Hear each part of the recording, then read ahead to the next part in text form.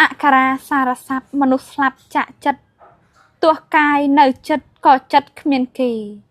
តែបែរអ្នកឆ្ងាយរូបកាយមិនក្បែរក្នុងចិត្តមានគេក្តីស្នេហ៍ស្រមៃចំណែកអ្នកប្រាជ្ញអំណាចព្រះធម៌រស់មានសិលល្អបវរស្មារតីដួងចិត្តទំនេរចាក់ស្នេហ៍លោកី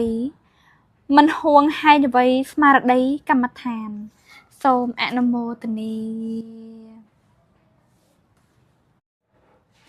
អក្ខរាសារស័ព្ទមនុស្សស្លាប់ចាក់ចិត្តទោះកាយនៅចិត្តក៏ចិត្តគ្មានគេតែបែរអ្នកឆ្ងាយរូបកាយមិនក្បែរ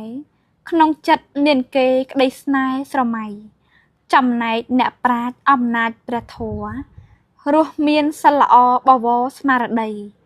ដួងចិត្តទំនេរចាក់ស្នេហ៍លោកី